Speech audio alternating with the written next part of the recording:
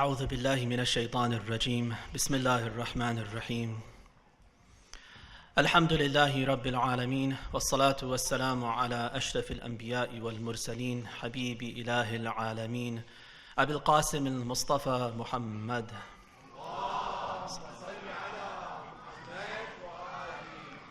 وعلى أهل بيته الطيبين الطاهرين المعصومين رب اشرح لي صدري ويسر لي أمري واحلل عقدة من لساني يفقه قولي. I wanted to begin by thanking the community here for welcoming me here. Brother Hashim beat me to it, and he very exhaustively thanked everyone and all the different elements. I know at the surface, those of us who are not involved in the nitty-gritty of running something like this, we can't even imagine what goes into it. But we should all be grateful to that. I'm personally grateful to the hospitality I've been shown, especially Sister Zahra and Brother Najib, for really bending over backwards and taking care of me and bringing food and all the different things that are involved. So I'm grateful to them and whoever worked behind the scenes that I don't even know about. And Brother Hashim and Brother Ahmed, who reached out to me and brought me here. So thank you all very much. One lesson that I've relearned coming here is that from a distance, you can never really know anyone. I don't know if you've experienced this yourself. There's so much with distance learning and, through the internet, there's so many kind of facilities that we now have. None of them will ever, or at least until now, that none of them replaces person-to-person contact. So as much as the brothers tried to explain to me kind of what your community is like and what I should expect, my expectation and my assumptions were completely off. And alhamdulillah, it's been a wonderful experience. The level of education that I see in a lot of the kids who have been speaking and the questions that they've been asking, and just the consciousness and the awareness and all of this is really warming to see. And I'm hopeful that your community will only grow, that you'll come together not only for these big occasions but on a regular basis, and all of you will attend on a regular basis. And inshallah, organically, maybe somebody will go off and study and come back and be someone who can be a religious leader as well for the community, or you'll find someone who can fulfill that role. But I wish you all the best. And again, I thank you all for all of your hospitality that you've shown. Recite with salawat, please.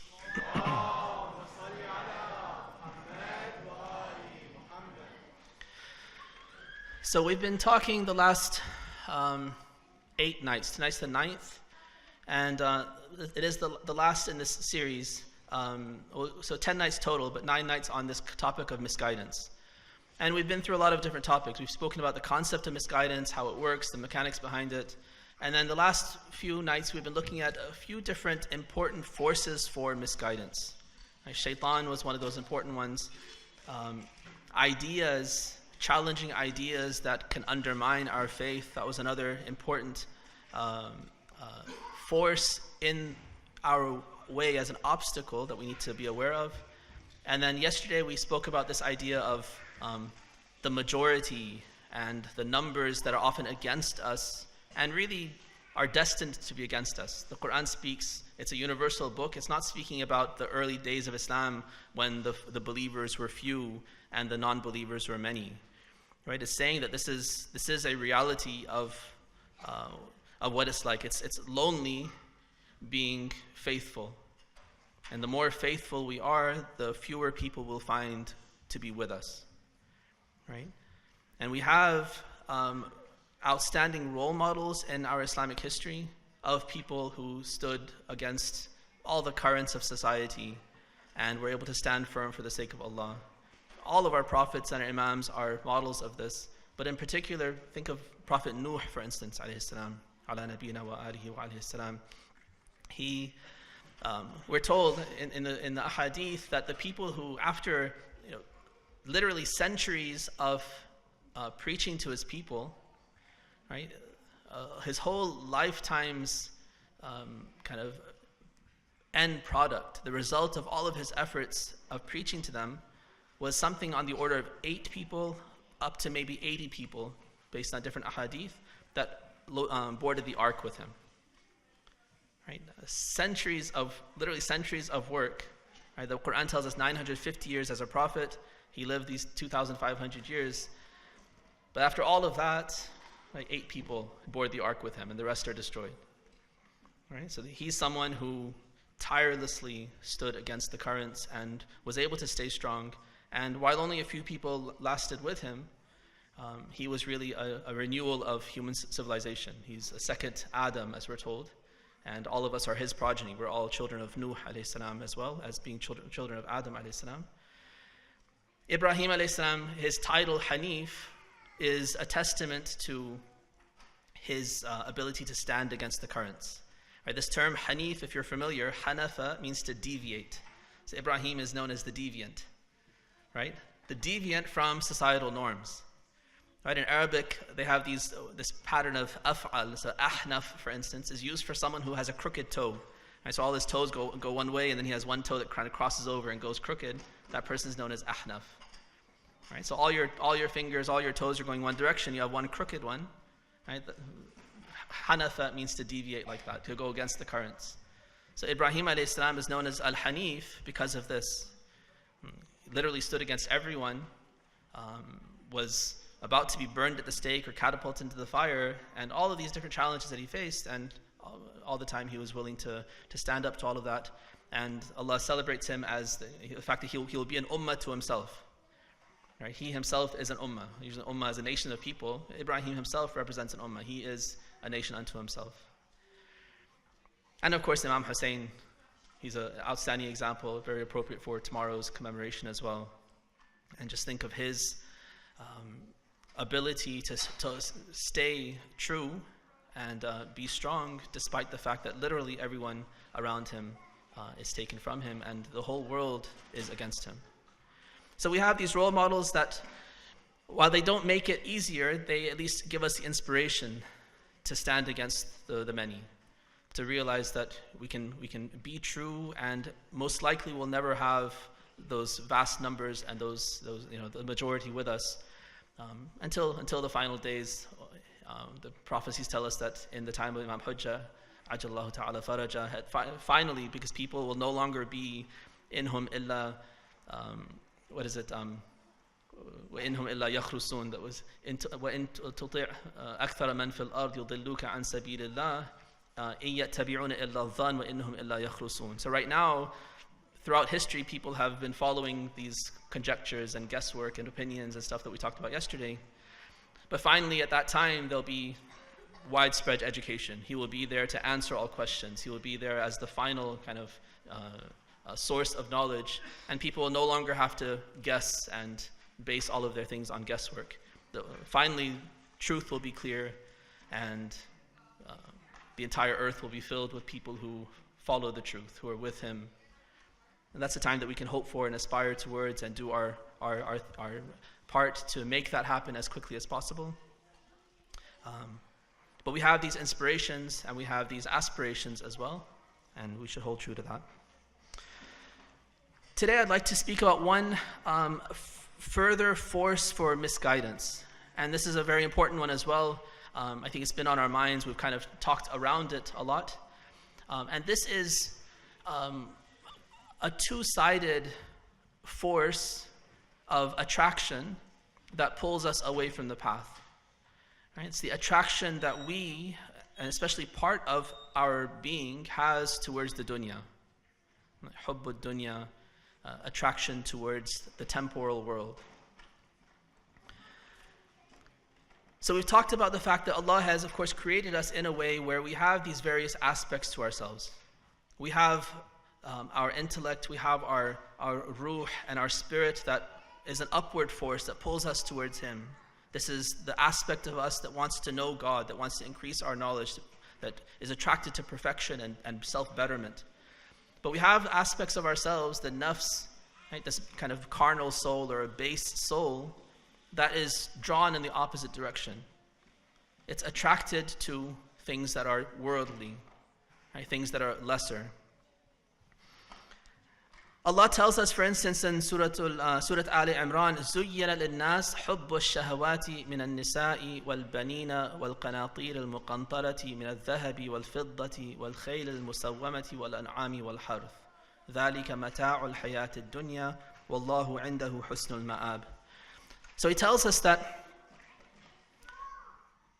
This hubbu shahawat, let's just analyze the verse for a second so we're clear on what it means.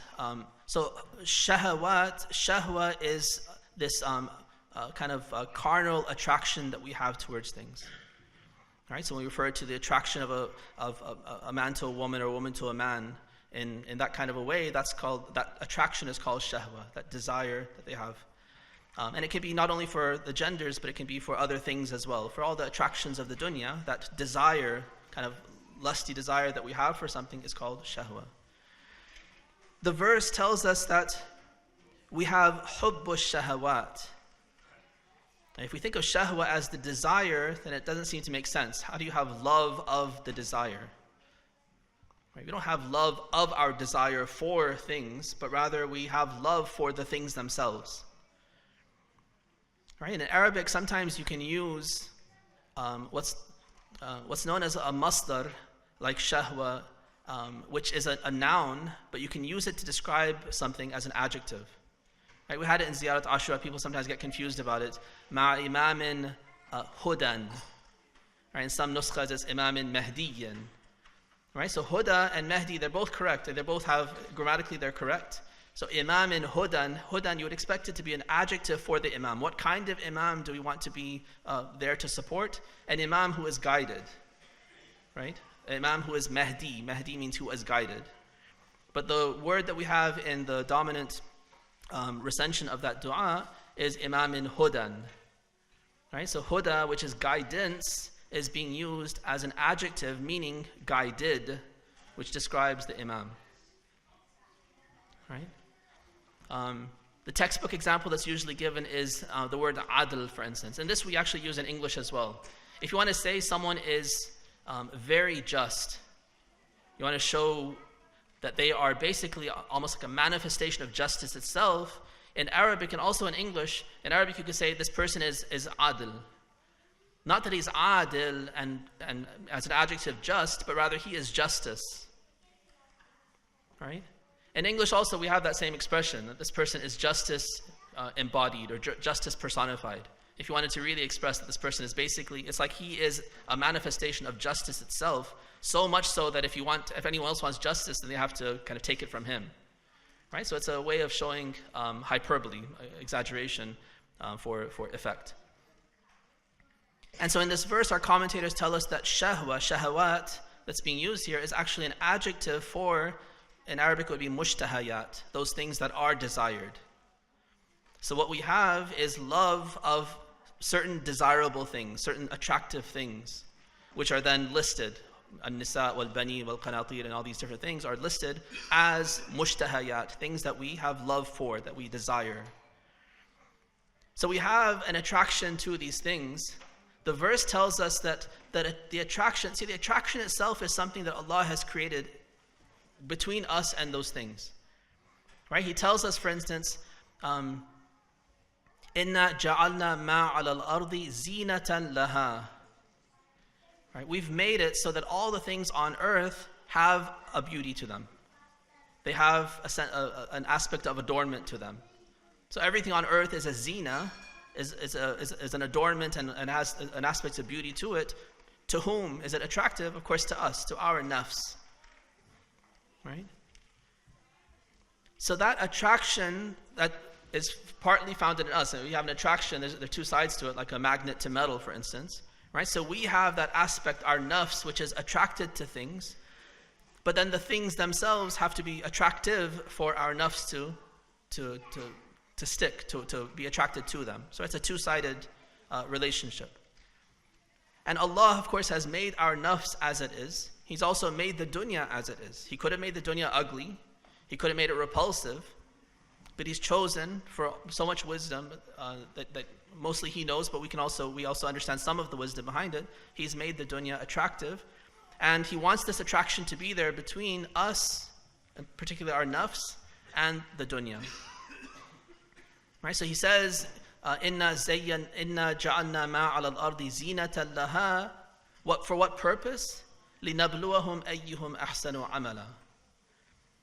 The purpose that Allah's hoping to, or He is going to achieve by making it like this, making the attractiveness of the dunya and making the attraction within us, is that he wants to test us and see which of us is best in deeds.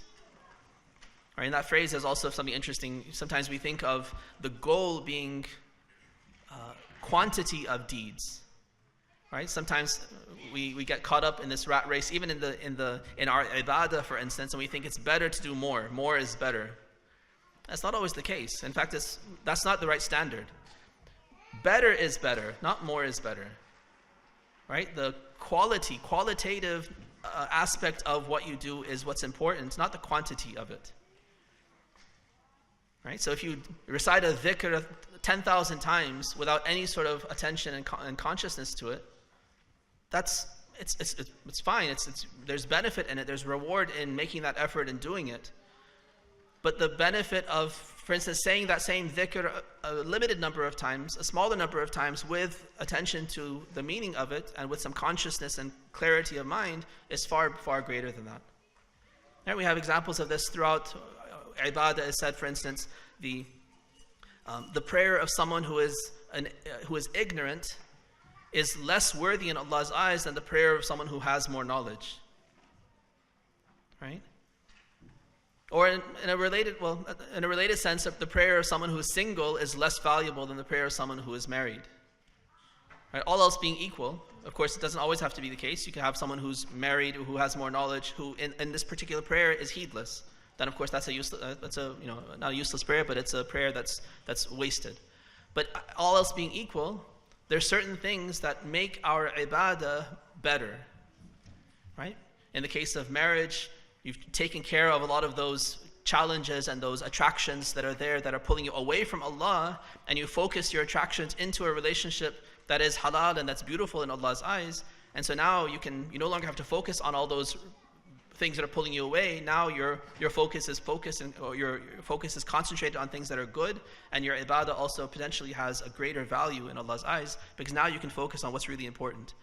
You've kind of ended a lot of that struggle for yourself, and now you can focus your efforts and your energies on something that's beautiful in Allah's eyes. So he says that he's created the attraction between us and the dunya and made the dunya beautiful so he can test us and see which of us will be better in action. And so quality is what he wants. He wants us to strive to have better action. And the reason it's a test, of course, is because we have to struggle despite that attraction to pull ourselves away from undue attachment to the dunya and be able to see the dunya not as an end but as a means. If we see it as an end, then it's distracting us away. It's pulling us away from Allah. There's a beautiful phrase in a hadith which says that relating to the dunya, man absara biha basarathu, wa man absara ilayha a'mathu. So for those of you who know Arabic, it's very cleverly put as well. So the way poetry and clever sentences, they sit with you well. This is like that. So if a person looks through the dunya, recite one salawat. Please, if you can take your kids to your laps and keep them with you.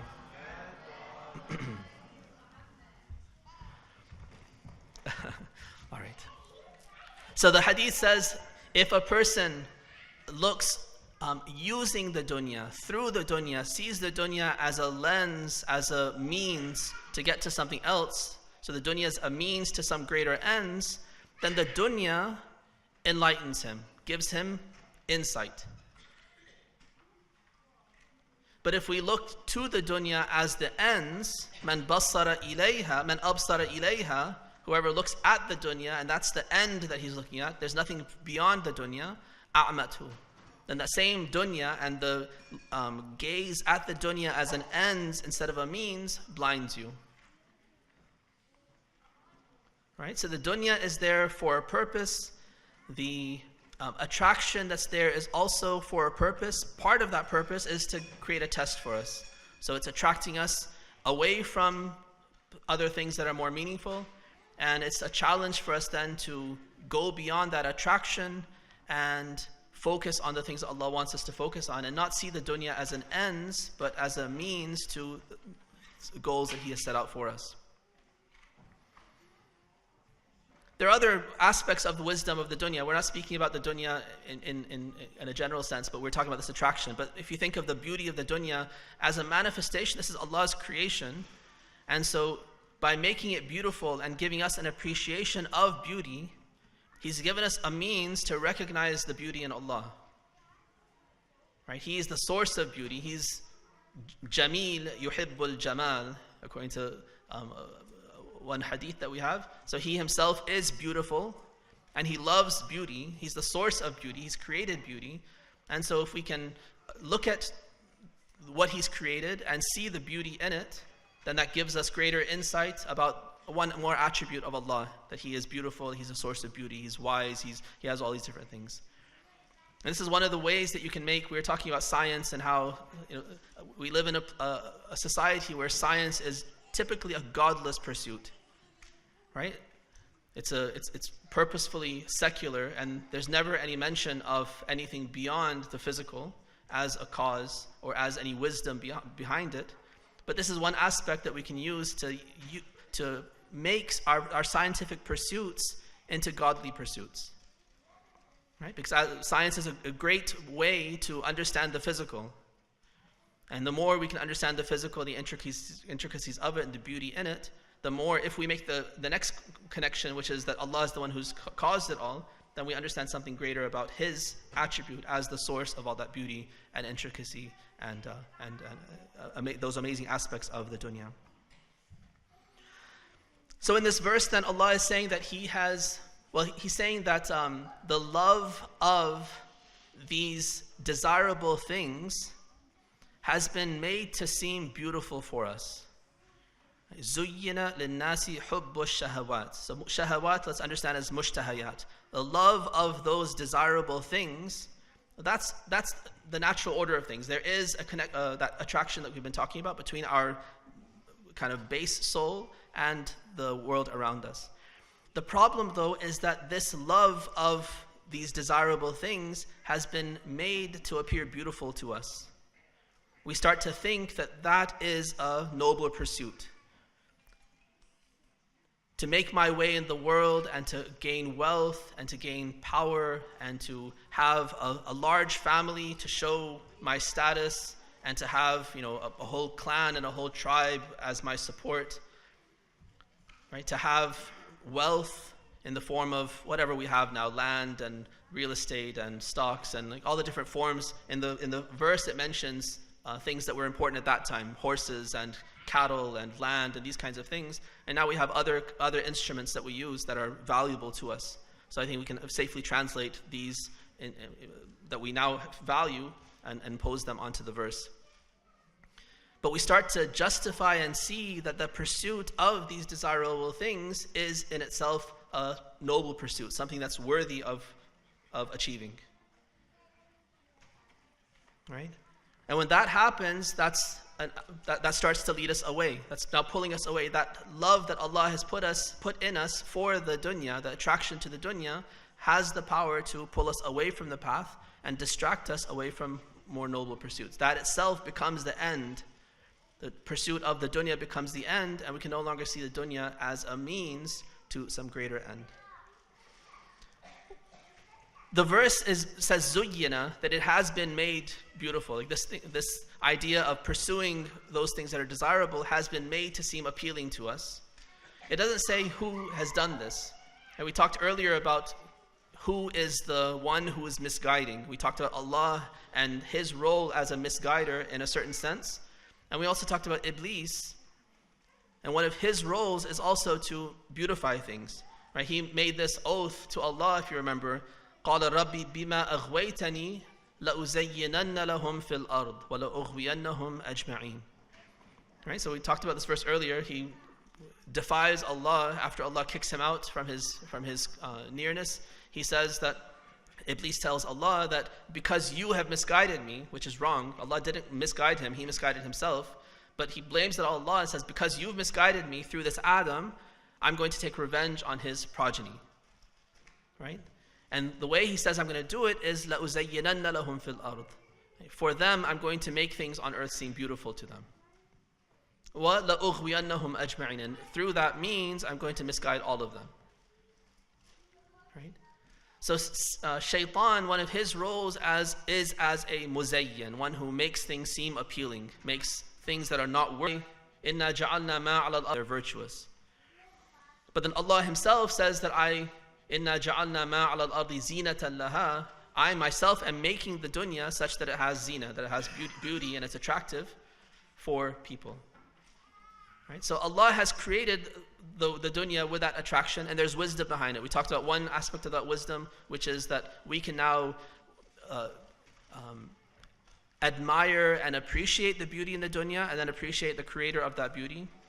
And then what is mentioned in the verse, it's a test to create that tension between good and love of the dunya. And through struggling through that test, then we can become better people who are focused on the correct priorities and not distracted by things that are pulling us away. But we also understand that Iblis is able to make things beautiful for us by the power of Allah. So it's not that they're working in parallel like we talked about earlier, but rather in a series, in a series situation where Allah is the ultimate. Iblis is not a god of evil in parallel with Allah as the God of good, like a dualist theology would have us believe. Right? Allah is the only creator, He's the only force for anything. Everything that happens is only there because of Allah. If Iblis is able to make things beautiful for us and deceive us and attract us away from Allah, it's by the power that Allah has given him. Is he then blameless? We said no, he's not blameless. He's making the choice himself to follow this path, to do evil and to bring the rest of us towards evil. So he's making that choice. But who gives him the choice and the power to be able to go in that direction? Of course, is Allah, no other. And if for an instant, if Allah retracted that ability from shaitan, he would be powerless. He could not do anything. It's only because Allah has given this respite to him. When he said, فَأَنظِرْنِي إِلَى يَوْمِ يُبْعَثُونَ, Allah said, إِنَّكَ مِنَ الْمُنظَرِينَ إِلَى يَوْمِ الْوَقْتِ مَعْلُومٍ. He requested that he be given respite, not be destroyed right away. He was given that respite, given the ability, given all that he needs to misguide us, and he's now able to do that by the will of Allah. All right. So this helps us a little bit to understand the challenge that we face and the mechanics of that challenge. Another aspect of this that's really important is to realize that the dunya is not evil. An attraction to the dunya is not evil. Right? As I just mentioned in that one hadith, it depends on the perspective that we have with respect to the dunya. Do we see it as an ends or do we see it as a means? So we have this phrase in a hadith of Imam Sajjad where he says, first he starts with حُبُّ الدُّنْيَا رَأْسُ كُلِّ خَطِيئَةٍ, which is a hadith you're probably familiar with, you've heard it before, that the root cause of all evil is love of the dunya. Right? But then he tells us that ad-dunya dunya'an. There are two aspects of the dunya. You can actually divide the dunya into two aspects. Dunya balaghin wa dunya mal'unatun.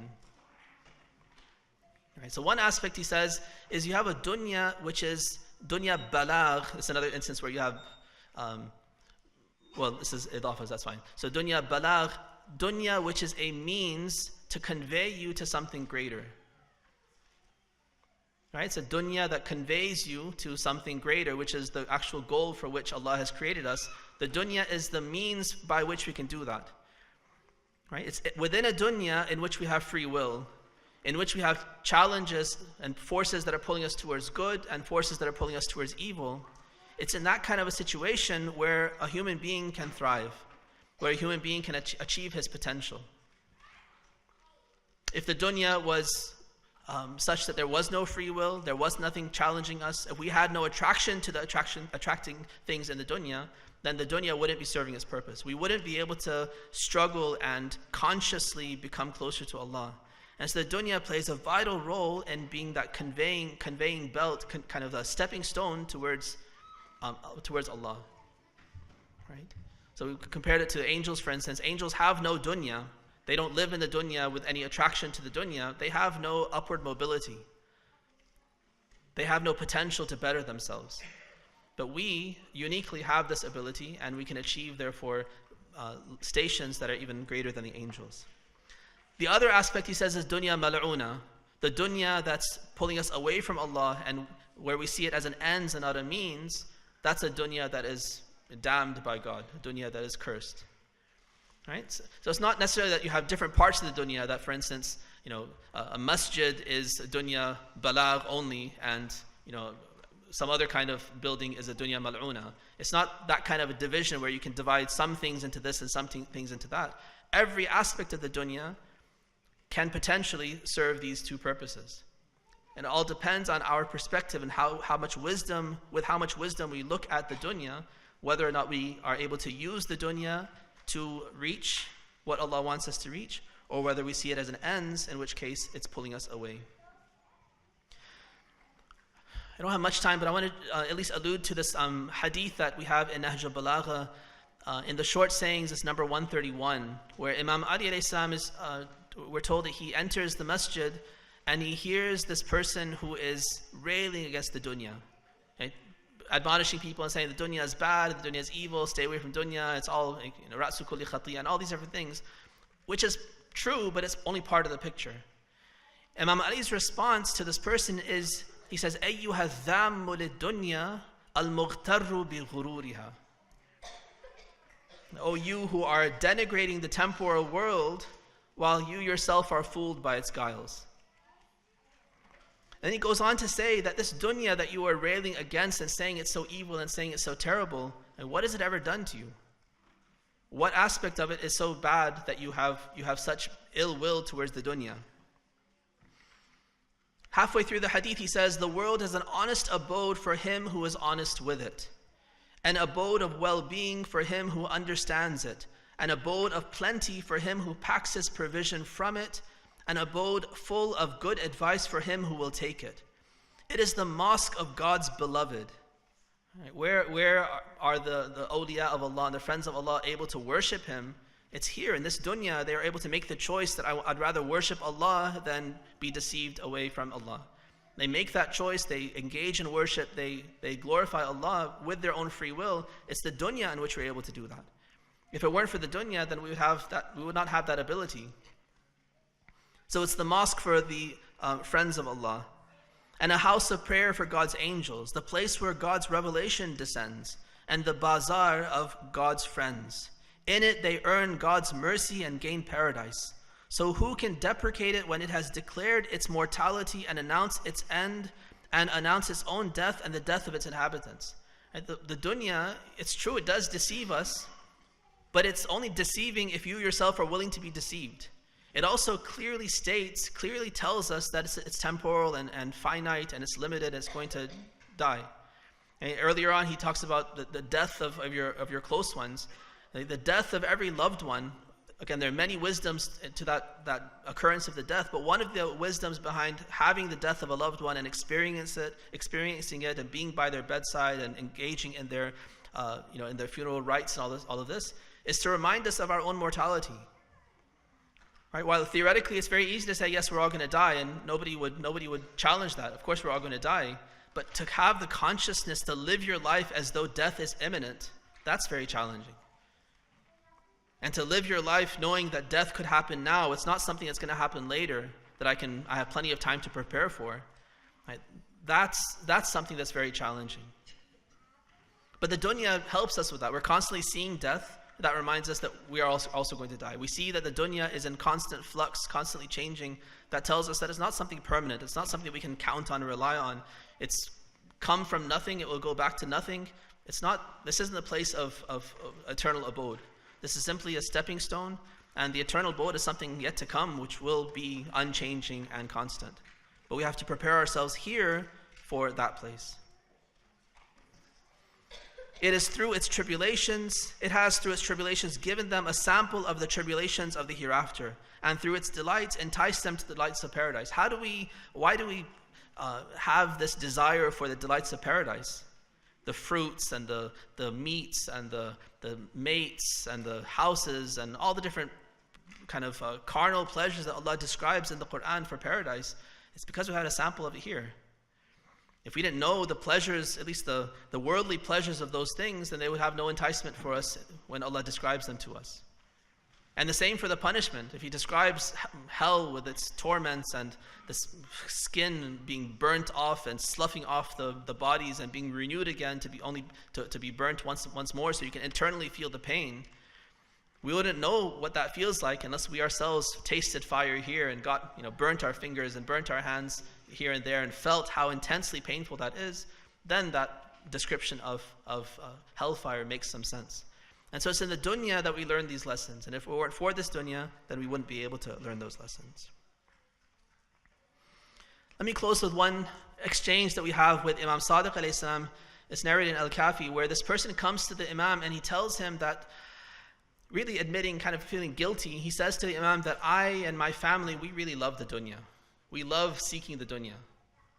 Right? So he's really kind of confessing to the Imam that, I'm hopeless. I love earning, I love wealth, I love having good things.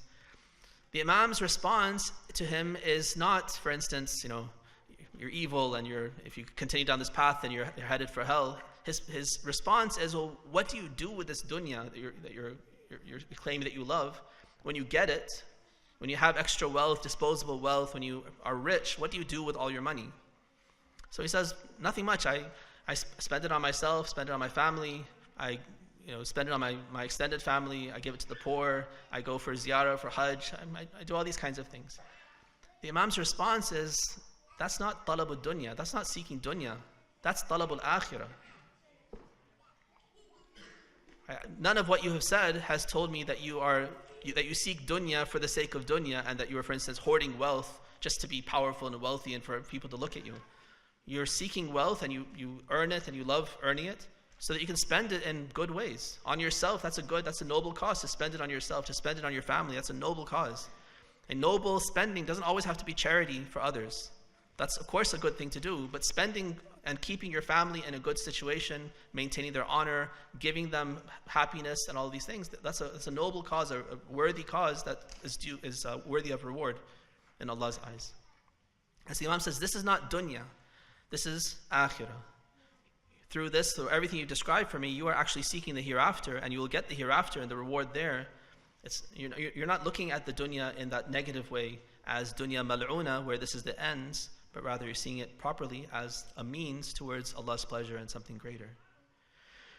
So in conclusion, the dunya and the attraction to the dunya is potentially a force of misguidance. We've been designed like that. The dunya has been designed like that. But that same attraction that we have to the dunya, if managed correctly, if looked at correctly, is a way for us to actually better ourselves, to advance in ways that someone like the angels, who have no desires and have no attraction, are incapable of. We are now capable of attaining those levels of perfection if we see the dunya in its true light and use it as a means for attaining Allah's pleasure, rather than being deceived by it and being pulled away from Allah and misguided by it in that way. We ask Allah to shower His mercy and blessings on Muhammad and the family of Muhammad. Allah help us to see the dunya in its true light with wisdom and use the dunya in its proper intended sense to get closer to you, and let us not be distracted by the dunya from your pleasure. Wa akhiru da'wana alhamdulillahi rabbil alameen.